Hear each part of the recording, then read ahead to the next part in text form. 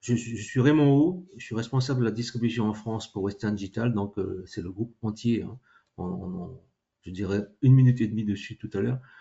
Vous avez Dimitri Rian qui est le PM chez Ingram Micro, Grégory qui est le responsable BU leader de la distribution composant chez Ingram, et Sébastien Magior qui est lui le BDM pour QNAP France, avec évidemment je dirais un côté technico-commercial, y compris moi d'ailleurs.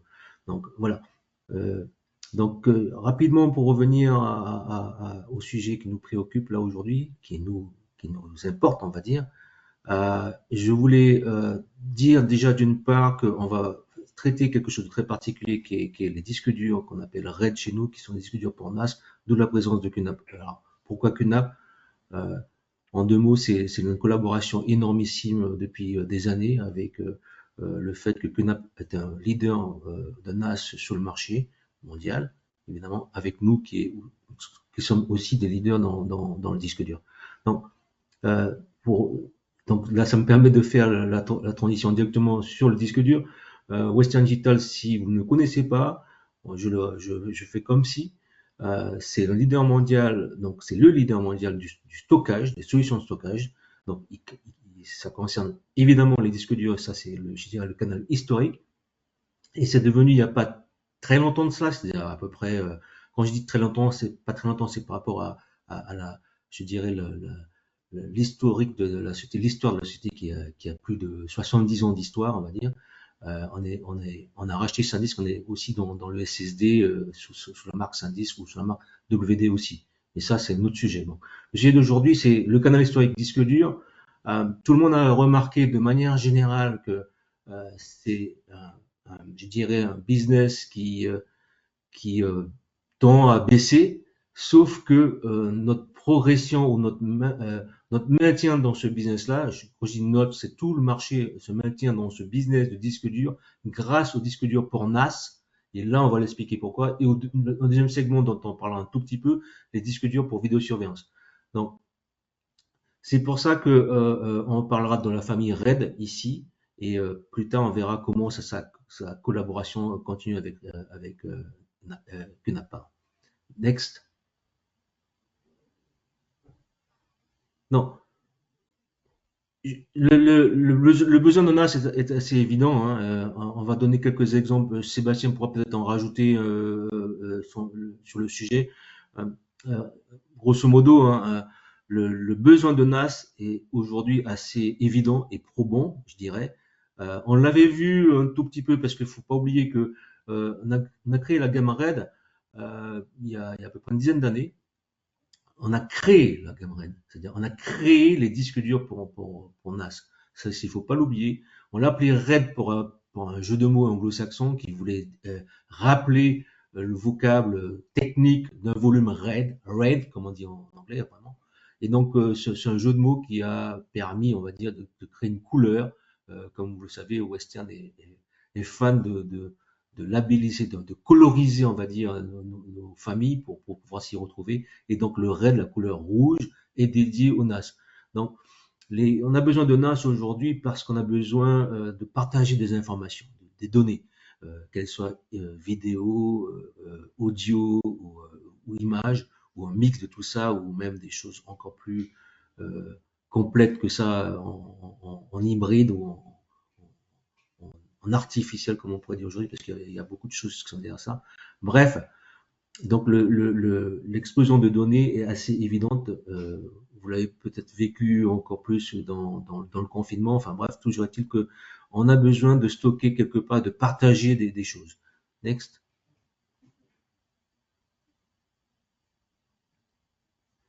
Alors, donc, je viens de le citer. Quand on veut partager, il y a deux solutions.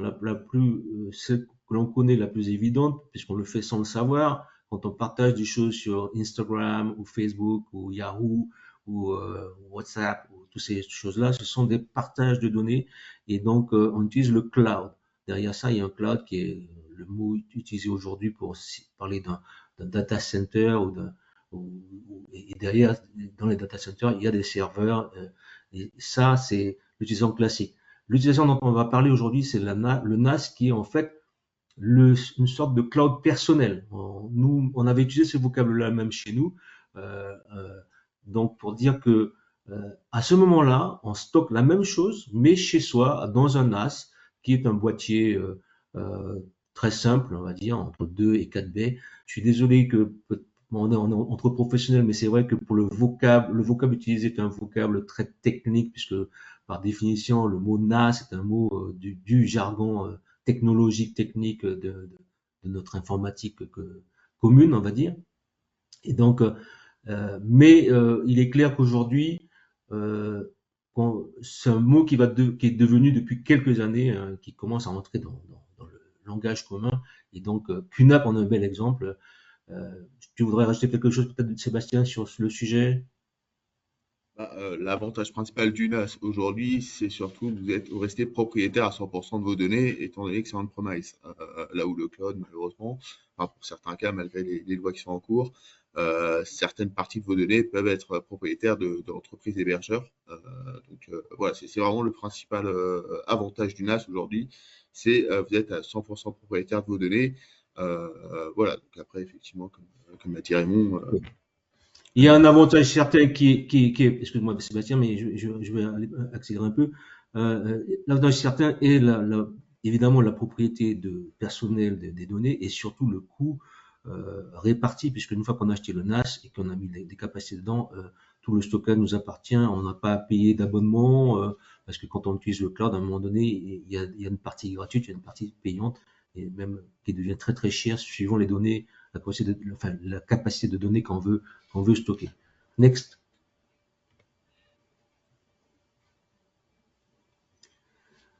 Ici, un slide très intéressant. On essaie je dirais, de simplifier la vision qu'on a des utilisateurs de NAS.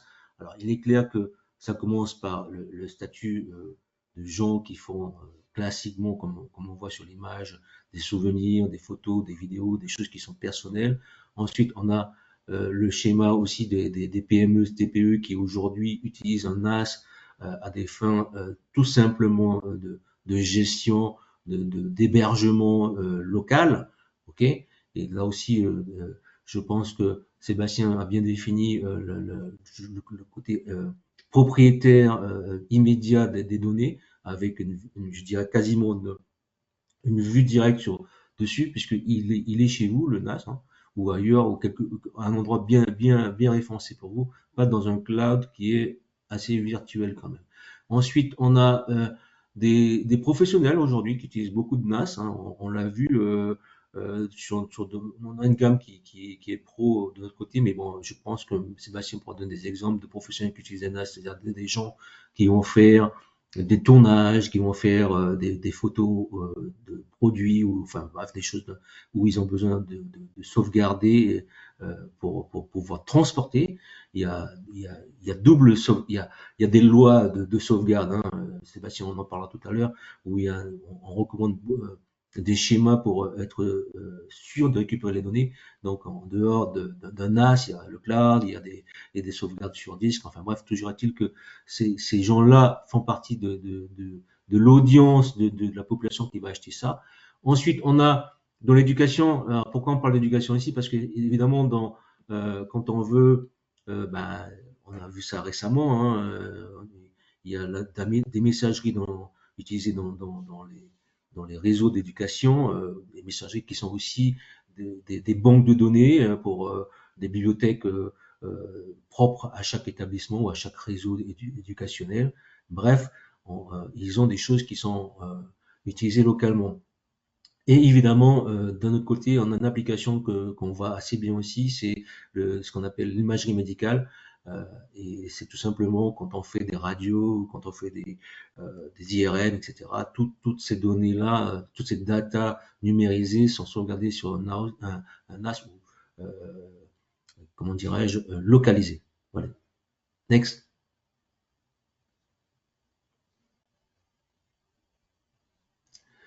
Euh, tu peux remettre avant, juste? Ouais. Alors Red, encore une fois, hein, vous avez compris le jeu de mots que j'ai cité. C'est un disque de couleur rouge avec un sticker rouge et on a évidemment notre, j'allais dire une trilogie, mais c'est bien plus qu'une trilogie. C'est des codes couleurs. On a le blue, on a le green, enfin le green, le blue, le black, le red et le purple et le gold. C'est assez joliment mis en couleur, je dirais, chez nous. Et donc, le RAID, ce sont des disques durs dédiés au NAS. Next. Tout de suite, sur cette slide-là, on voit déjà comment on a codé. Donc, j'ai un peu annoncé en avance des choses, mais c'est pour vous montrer dans quelle catégorie on se place. Donc, bon, si je peux me faire un rappel rapide, ça c'est pour l'intégration, je dirais, premier niveau. Là, on commence à faire des choses un peu plus haut de gamme, limite gaming, et on a du vrai gaming dans cette couleur-là. Et pour le NAS, ben, vous avez compris, c'est le red, le purple étant pour la vidéo et le gold pour les data centers. Next. Oui, un peu les imagettes qui vont avec, les capacités, on monte l'information jusqu'à 24 Tera aujourd'hui. Voilà. Ici, on a donc pointé très particulièrement la famille RAID. Dans la famille RAID, on a évidemment des disques durs qui montent aujourd'hui jusqu'à 22 Tera. Et maintenant, on a du SSD. Alors pourquoi? Parce que c'est une architecture, et là Sébastien pourra rajouter, le NAS, donc qu'on connaît à la maison, hein, je sais pas Sébastien pourra vous montrer l'objet, si on peut dire, puisque bon, tout le monde le connaît, mais on peut toujours revisualiser. Euh, L'architecture des NAS d'aujourd'hui copie un peu qu'on a vu déjà dans les data centers, dans le fameux cloud. Euh, En général, quand on a un système de sauvegarde de données, on a des serveurs de stockage et pour distribuer ces données-là, pour les rendre encore plus rapides, on a une interface qui est basée plus souvent aujourd'hui avec du SSD. À l'époque, il y avait même de la mémoire carrément, mais ça coûtait très très cher. Aujourd'hui, on met du SSD. Donc là, cette topologie d'infrastructure hein, fait qu'on a deux blocs, un bloc disque dur et un bloc, je dirais, mémoire rapide ou stockage rapide à base de SSD. Eh bien, c'est ça qu'on a retrouvé, qu'on a copié dans le NAS. Sébastien, tu peux rajouter des points dessus parce que QNAP a été précurseur sur ça quand même. La plupart, en fait, aujourd'hui, la plupart du temps, on va proposer donc la gamme SSD NVMe, donc SN700 par exemple pour de la mémoire cache, lecture, écriture, et derrière, effectivement, remplir les baies donc avec des disques durs classiques, donc les RAID plus ou les RAID Pro en fonction de la gamme que vous souhaitez, donc pour le stockage propre des données. Voilà à peu près la Oui. topologie du. Non, mais c'est juste pour montrer que vous étiez quand même à l'initiative de faire des NAS hybrides. Les premiers modèles, je les ai vus chez vous, hein, chez QNAP, Mhm. où dès le départ, au départ, c'était des disques durs purs. Ensuite, aujourd'hui, on a évidemment des machines qui ont très très tôt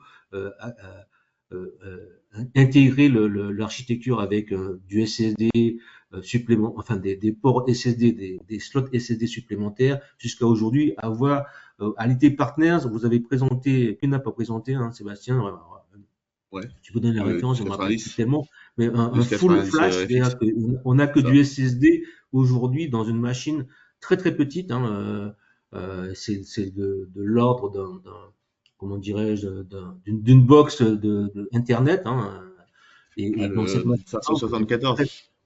ouais, c'est une machine très puissante, hein, si je ne m'abuse, Mhm. Sébastien. Oui.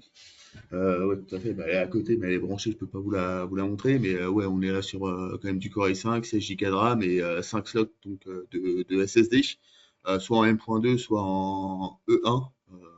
Donc elles sont hybrides et effectivement là, c'est quelque chose Ouais. qui envoie quand Donc tout même ça pour à dire que destination.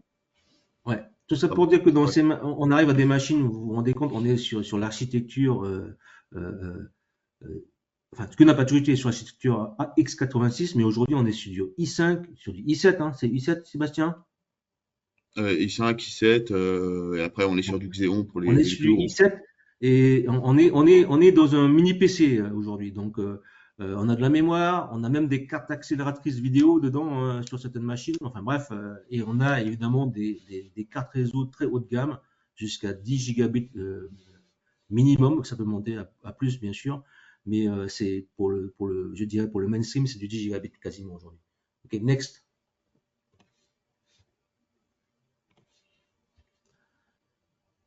Alors, on est là directement dans le vif du sujet. On est dans les disques durs RAID.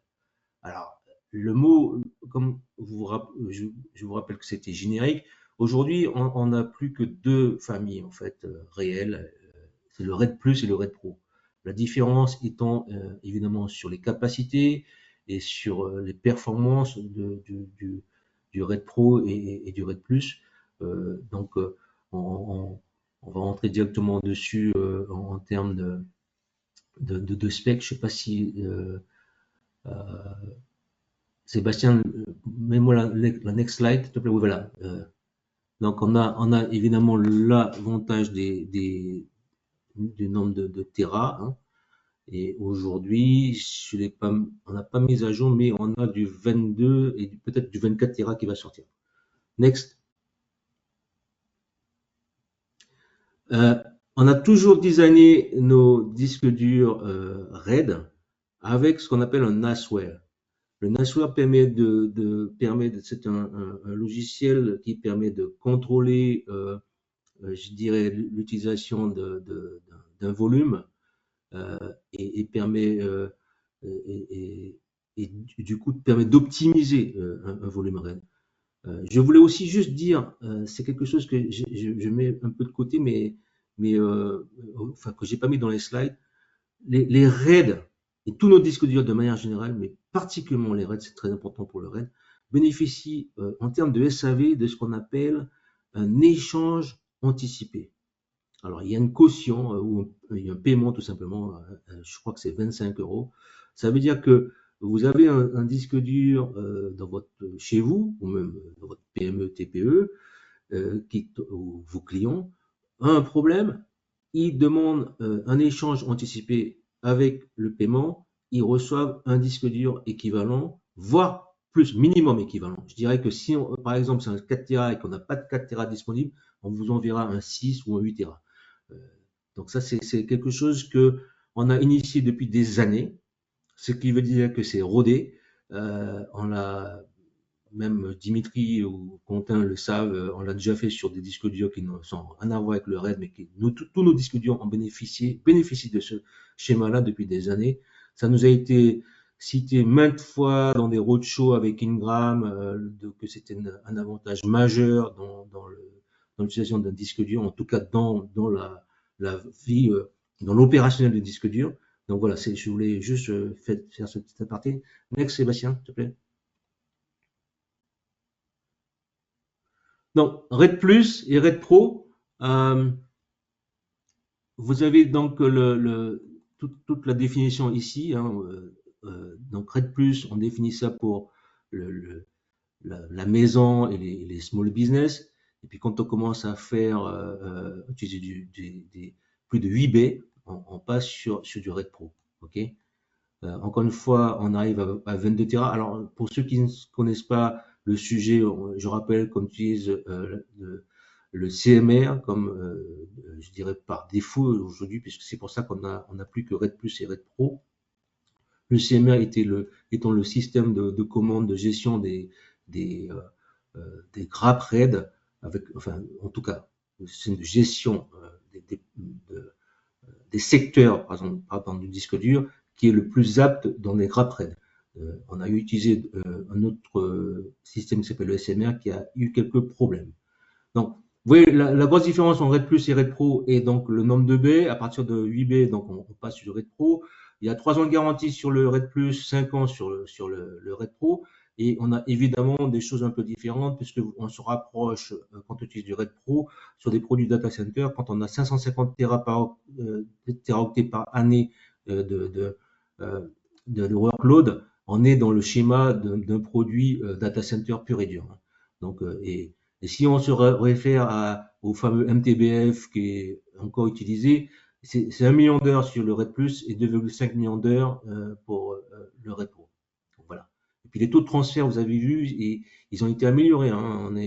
On était, si ceux qui s'y connaissent un peu en technique à l'époque, on traînait entre guillemets aux alentours de 100, 120 mégaoctets par seconde.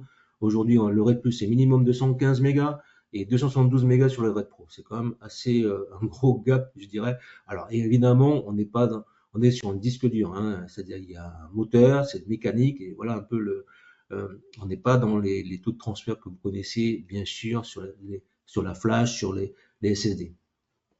Sébastien, next. Donc un peu plus en détail, hein, et on passe directement. Oui, je voulais juste dire, le NAS qui est derrière ressemble étrangement à un NAS QNAP. Sébastien, tu confirmes?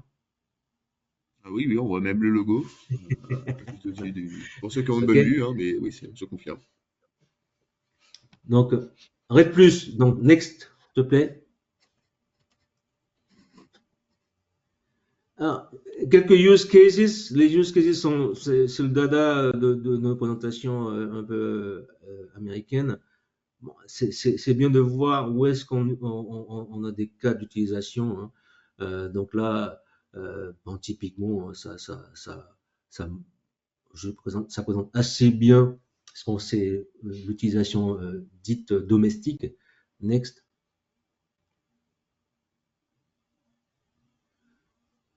Pour les créateurs ou les soul business, c'est un peu délayer ce qu'on a présenté tout à l'heure en première slide de visu. Next.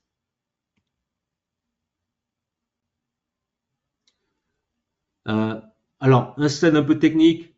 On va passer rapidement dessus, mais juste pour montrer l'amélioration des performances euh, dans le random write, comme on appelle ça chez nous. Donc, l'amélioration due à la capacité qui a été augmentée. On pourrait croire que quand on augmente la densité par plateau, parce que c'est ce qui s'est passé hein, pour avoir 22 terrains, et bien en fait, en réalité, on augmente aussi la performance de transfert d'écriture. Donc voilà. On pourra toujours poser des questions techniques plus tard. On passe dessus. Next, Sébastien. Red Pro, donc deuxième famille, qui part du 2 Tera jusqu'au 22 Tera. On a encore une fois défini tout à l'heure un peu succinctement, mais ici un peu plus dans le détail, les comment dirais-je, les cas d'utilisation, je dirais d'intégration. Là, typiquement, Sébastien, si tu peux citer un NAS qui a 8 baies minimum ou plus de 8 baies qui irait avec du Red Pro. Techniquement, là, on est sur un TS873A, donc 16 Go de RAM, un processeur AMD, 8 baies, je sais plus, classique. On est sur un milieu de gamme, et voilà. C'est à partir de là que nous, on commence à chiffrer du pro plutôt que du plus. Pourquoi? Parce que dans les use cases qu'on a aujourd'hui, c'est souvent de la PME, voire de la post-prod qui commence à utiliser cette gamme de NAS. Donc forcément, il leur faut du pro là-dessus, ne serait-ce que pour les 5 ans de garantie et pour la vitesse d'écriture qui est plus élevée. Ok. Donc, petit rappel, hein, encore une fois, on a 550 teraoctets par année. Ce sont des specs de produits data center. Si vous mettiez côte à côte une fiche produit d'un Gold, vous verrez que c'est quasiment identique à quelques pouillèmes près, on est dans le même schéma. Ok, next.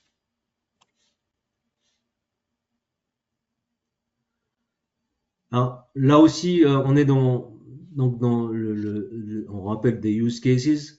Dans le professional business, on a utilisé donc du Red Pro évidemment. C'est là que vous voyez un peu les images, elles parlent d'elles-mêmes, je dirais. Soit l'acquisition de données dans l'imagerie médicale, ou des choses qui rendent, quand on cherche à sauvegarder ou à backuper des animations haute définition, ou des modèles complexes de calcul. Enfin bref, il y a pas mal de choses qui nécessitent un produit comme le Red Pro. Voilà. Next.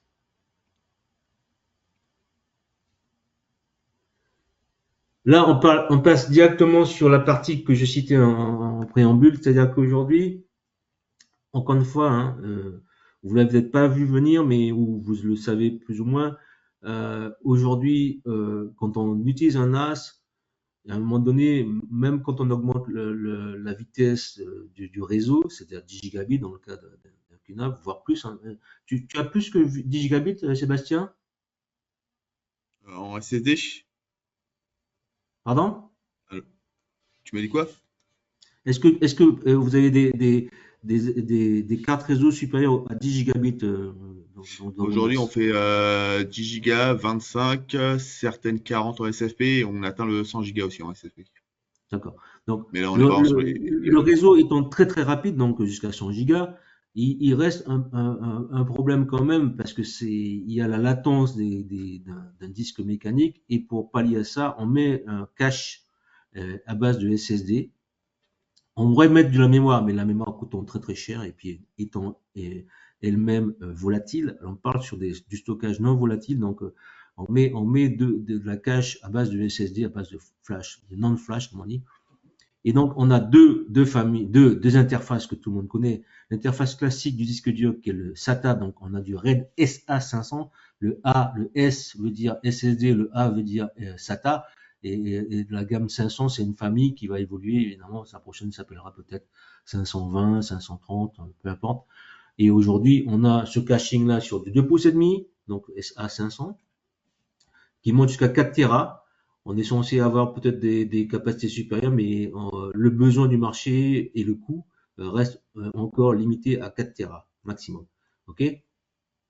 Dans le même schéma, on a évolué, et c'est là qu'on voit l'évolution aussi des cartes mères à l'intérieur des NAS, hein, qui sont quasiment encore une fois, architecture x86 oblige, carte mère équivalente à un mini PC, hein, faut pas l'oublier, hein, si on arrive à mettre du i7, on met de la mémoire, je pense que c'est peut-être pas la dernière DDR, mais enfin bref, c'est quand même une grosse architecture PC. Donc, pour la partie SSD, on peut rajouter du PCIe, et ce qui est le cas. SN700, SN, S pour SSD, N pour NVMe, 700 étant le nom de la famille. Ça peut être la prochaine sera sûrement 750, 780, peu importe.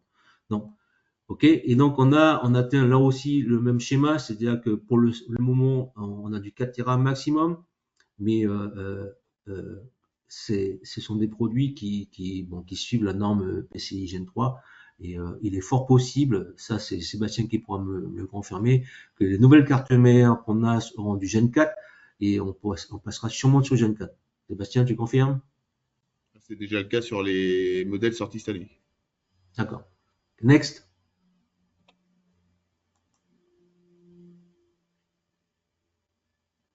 Donc en détail, hein, je l'ai détaillé directement sur Common Style, mais bon, on va pas aller plus loin. Next. Pareil. Next.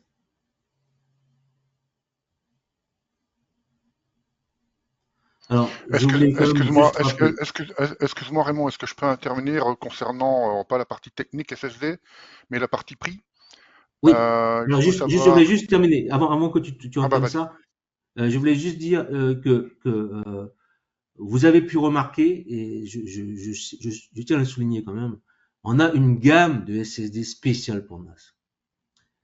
Si je me réfère au principe des concurrents, ils ont une gamme de produits SSD compatibles pour les NAS qui sont les mêmes que ceux qu'on retrouve pour le grand public. Nous, on a une gamme très spéciale qui est ce qu'elle est, elle s'appelle, je dirais, elle est ce qu'elle est parce qu'elle a défini pour ça, pour je dirais, le nombre de cycles d'écriture, hein, ça c'est le plus important, ou de lecture, et, euh, et ça c'est propre vraiment à Western. On est les seuls dans le monde, hein, à avoir une gamme très spécifique et je pense qu'on continuera dans ce schéma-là avec des capacités et évidemment des technologies supérieures. Vas-y, Dimitri, effectivement, le côté prix est très important pour la partie SSD. Alors je vais pas vous raconter toute l'histoire, ce qui se passe sur le marché NAND. Il y a eu un surstockage, comment dire, de NAND au niveau des usines dans le monde. Ce qui s'est passé, vous avez dû tous le voir, vous en tant que client, des baisses de prix l'année dernière et en début d'année, enfin plutôt l'année dernière, pardon, sur les SSD. Aujourd'hui, on est dans un marché haussier parce que les usines qui fabriquent les NAND, forcément, ils ont réduit leur production et le temps que la production revienne à la normale, il va se passer plusieurs mois. Alors les hausses ne sont pas négligeables. Pour votre information, début avril, il y aura des hausses entre 8 et 30%, mais ce n'est pas fini, c'est jusqu'en 2025. Donc, je ne vais pas vous dire à vous, clients, d'acheter le plus possible de SSD. Voilà, vous êtes au courant, il y a des hausses. Le marché du stockage va beaucoup bouger au niveau prix, au niveau de toutes les marques, tout confondu. Si vous avez d'autres choses à ajouter, Quentin ou Raymond ou Sébastien. Non, on est d'accord que sur le sujet, je pense que tout le monde l'avait remarqué, mais bon, depuis quasiment, ça fait depuis le mois de décembre, hein, ça fait quasiment 3-4 mois C'est déjà ça, c'est ça. que les, que les hausses successives sur la partie SSD, en réalité le dérivé, donc le SSD, n'oublions pas, est dérivé d'un composant qu'on appelle la NAND flash. C'est un, c'est fabriqué dans des usines comme c'est à base de silicium, hein. Donc c'est fabriqué comme de la mémoire, mais c'est une mémoire non volatile. Et donc et ça subit les mêmes cycles, je dirais, de la mémoire, et particulièrement pour les SSD parce que les demandes ont été un peu édulcorées, donc ils ont baissé les lignes de production de l'SSD pour les redémarrer. Donc, ce qu'on a vécu ces dernières années temps, c'était des stocks déjà dans le channel, on va dire. Et pour redémarrer tout ça, maintenant que la demande est, en espérant qu'elle reprend tranquillement jusqu'à fin d'année, ça prend du temps et entre-temps, donc pénurie, donc hausse des prix. En dehors, évidemment, des trucs classiques, on va pas citer ni l'électricité qui augmente le coût, hein, et les guerres et les transports, enfin bref, tout ça se rajoute au fait que techniquement, une usine de flash, une usine de silicium en général, ne peut pas être redémarrée comme ça, comme avec un tour de clé. Autant sur un disque dur où il y a beaucoup de mécanique, c'est-à-dire des plateaux, assembler des plateaux et des moteurs, on peut effectivement dire qu'on peut arrêter une ligne de montage et redémarrer cette ligne-là plus facilement qu'avec de la flash, tout simplement. Donc l'augmentation de prix, elle est présente, elle est surtout effective jusqu'à la fin de l'année, et ça va être un peu sportif de se retrouver dans les pricing. Donc on recommande évidemment de maintenir un niveau de stock et si on a des projets en cours. Beaucoup de gens l'ont fait, donc on, on pense que c'est une bonne option. Voilà. Next. Alors oui, juste, oui, en fait, bon, cette partie-là, pour la partie technique, hein, c'est juste, reviens un peu, c'est juste pour dire à partir du moment, comme j'ai cité tout à l'heure, les vitesses de réseau augmentant, c'est-à-dire 10 gigabits, je dirais que ça devrait être la norme aujourd'hui. Euh, pour information, les box de Free, ça fait longtemps qu'ils sont 2,5 gigas. Les autres sont encore en 1 giga, hein, et ce serait pas étonnant. Je crois que la dernière box euh, de Free, elle est à 10 gigas, hein, il me semble, hein. Donc, on est dans un schéma où le 10 gigas devrait être 10 gigas, ça veut dire dans une box, ça veut dire qu'à la maison quand même, hein. Euh, il faudrait donc tout serait dans 10 gigas, ce serait extraordinaire, mais donc il faut évidemment des stockages qui répondent facilement sur le réseau. Et c'est le cas c'est grâce au caching du SSD. Next.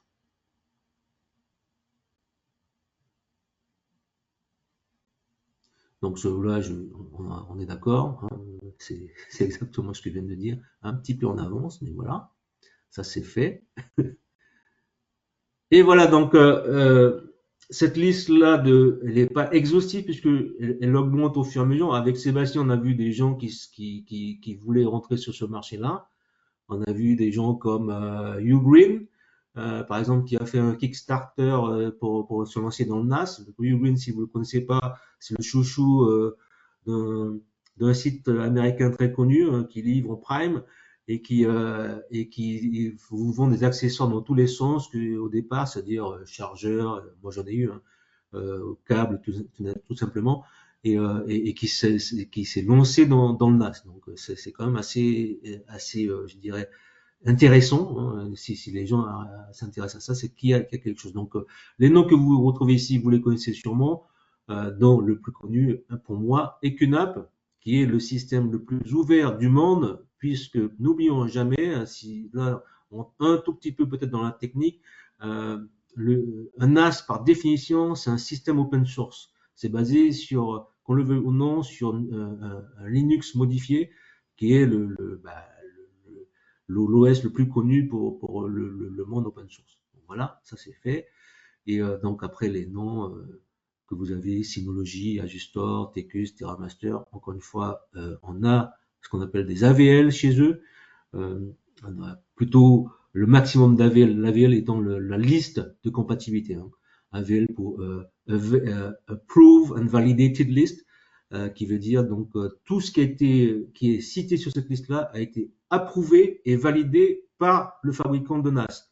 Donc si vous avez des doutes, Sébastien va vous fournir sur certaines références, pour valider le SKU équivalent, enfin le SKU dénommé dans la liste pour Western, par exemple. Et donc ça c'est des choses qui sont. On est là, justement, ce meeting permet de montrer jusqu'où on va en termes de compatibilité. Next.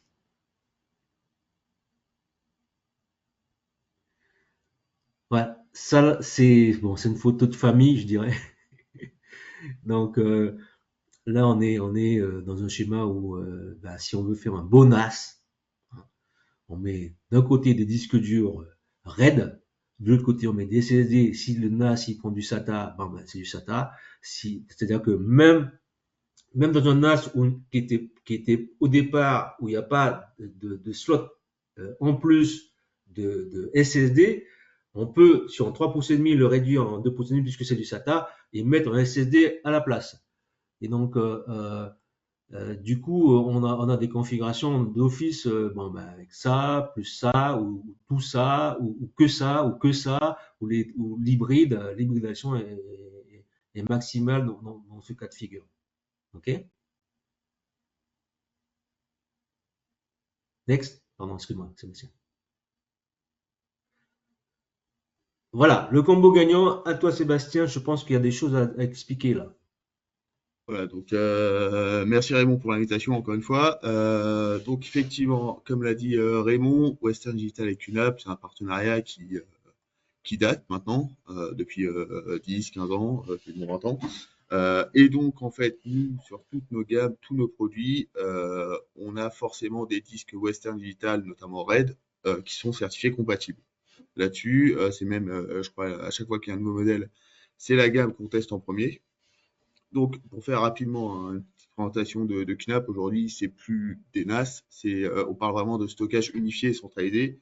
Aujourd'hui, nos produits font effectivement du stockage ou du NAS, on peut faire du SAN, on peut faire aussi du NVR, et on propose diverses applications, donc soit pour la sauvegarde, soit pour faire de la virtualisation, aussi une partie sécurité, on a un petit VPN, un petit firewall également intégré, enfin voilà. Et donc, encore une fois, tous nos NAS donc sont conçus et sont testés avec des Western Digital RAID, notamment, de par ce partenariat qui marche depuis tant d'années. Donc, petite présentation rapide, hein, je ne vais pas rentrer dans le sujet. Aujourd'hui, QNAP a plus d'une quarantaine de références, que ce soit dans le NAS de type PME et SOHO, donc grand public, qui va du 1 bay au 4 bay. Derrière, après, on a du format rack, du format tour, qui vont du 4 à 30 bay maintenant. Pour les plus grosses applications, avec soit du full flash, on a aussi du double contrôleur actif. Voilà, donc présentation rapide là-dessus. Donc pourquoi vous choisir Western Digital RAID pour vos NAS QNAP et pourquoi choisir QNAP, c'est qu'on conjointement en fait on produit donc des solutions qui ont été testées et donc qui sont approuvées pour leur fiabilité. Donc on suit aussi le marché, on innove chaque année pour répondre au mieux à la demande qui évolue constamment. Derrière, au niveau de la sécurité, donc que ce soit par la capacité matérielle ou logicielle des produits, là-dessus, on essaie d'être toujours au top. Et derrière, voilà, comme l'a dit Raymond, avec comment dire, les échanges anticipés que Western Digital propose, nous, on fait aussi la même chose derrière pour apporter un support en cas de pépin à tous nos clients. Ça, c'est super, ça. Voilà. Donc, quelques cas pratiques maintenant pour entrer dans le vif du sujet. Voilà, je te laisse Raymond. Oui, alors, en fait, là, on a répertorié rapidement comment les gens ont utilisé ce schéma de collaboration ou davantage d'intégration entre NAS, QNAP évidemment, avec des produits RAID. Donc là, on a un monsieur qui s'appelle Florian Wolf. Donc on filera les vidéos YouTube hein, pour que vous puissiez voir comment. Donc il a une chaîne de production en studio, donc où il fait des montages, où il fait de la vidéo, et il traite tout ça avec un schéma de sauvegarde personnel, hein, évidemment. Et donc, et voilà un cas. Next, Sébastien. Dans le même schéma, vous avez des gens qui ont des chaînes vidéo sur YouTube. Et donc, pour faire l'édition de la vidéo avant de le mettre en ligne, eh ben, ils utilisent aussi donc un NAS. Évidemment, pourquoi? Parce qu'en même temps, euh, c'est pour lui, il y a un stockage personnel dont il peut tirer la diffusion. Et donc, et à partir de là, je dirais même qu'il peut le laisser en permanence. Et, euh, et, et voilà un peu l'autre schéma de travail. Next.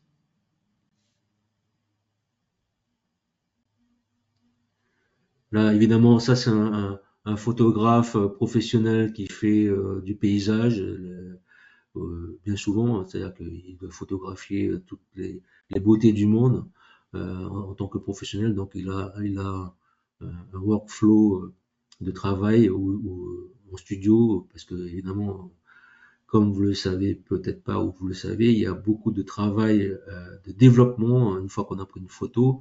Et le travail, une fois qu'on a fait ce travail-là, on essaie de le sauvegarder pour ne pas le perdre parce que c'est un énorme travail, c'est-à-dire pour agencer les couleurs, bref, pour mettre tout ça très beau visiblement pour que tout le monde en profite. Et voilà un peu l'utilisation aussi d'un NAS. Next. Pareil, hein, ici, un monsieur qui fait de la photo, je crois que c'est peut-être là, c'est plus un amateur qui utilise 4 8 Tera hein, avec un TS 464, donc voilà, un schéma d'utilisation. Next. Donc là, je prends la main, Raymond. Voilà. Du coup, là, Chris, les opticiens, donc ça, c'est comment dire, un use case que nous, on a remporté l'appel d'offres il y a maintenant 4 ans. On a donc équipé 1300 boutiques, métropole et dom-tom, donc de petits de baies, tout simplement, dans lequel donc on a mis un RAID 1, on a programmé un RAID 1 sur de Western RAID Plus en 2 Tera. Et le client a programmé en fait chaque semaine, donc tous les dimanches, une synchronisation vers donc, du coup un serveur maître qui est ici aussi un NAS, cette fois-ci 24 baies. Donc lui qui doit donc synchroniser chaque semaine les données des 1300 boutiques. C'est pour ça que là on est passé sur la gamme RAID Pro, notamment avec 18 Tera. Donc ça fait 4 ans. Nous, on prend la température chaque année, savoir qu'est-ce qu'ils en pensent, est-ce qu'il va falloir renouveler ou pas le matériel. Ils en sont totalement satisfaits. Donc ça montre aussi une résilience de la part des disques Western ainsi que du matériel QNAP sur du long terme aujourd'hui, et notamment sur un déploiement assez massif. Next. De mon côté, j'ai encore un autre exemple où là c'est un monsieur qui a utilisé un PC pour faire un serveur NAS à base de disque dur cette fois-ci. Bon, Là, on n'a pas directement produit QNAP, mais pour dire que, bah, je crois que de mémoire, j'avais cité ça, Sébastien. Il y avait une boîte française qui faisait ça. Si je me rappelle bien, ça s'appelait VHS ou c'est un nom comme ça en Bretagne et qui faisait sur un PC un NAS logiciel utilisant évidemment des disques durs pour NAS. Donc voilà, c'est encore des choses qui sont faisables. Encore une fois, n'oublions pas hein, que euh, le NAS, par définition, est un produit open source. Donc, il peut être très bien mis en forme sur un PC, même s'il ne tourne pas sous Windows. Next, pardon. Donc la petite use case également là-dessus, sur l'hôtel d'Evandro, donc grande maison d'enchères à Paris, où là-dessus il fallait refaire tout le système donc de vidéosurveillance. Nous on a intervenu avec Western Digital sur la partie MVR, encore une fois, vu qu'aujourd'hui on fait des serveurs de stockage et des solutions centralisées, on n'est plus forcément que sur du NAS. Et donc pourquoi vous allez me dire du Western Red Pro et pas du Purple? Parce que nous, en tant que, enfin, nous avons la couche logicielle, donc applicative pour la surveillance vidéo. Derrière, on peut très bien mettre du Purple, du Pro, du Gold, etc. Ça montre aussi une polyvalence des disques là-dessus qui suivent amplement le matériel dans lequel ils sont installés.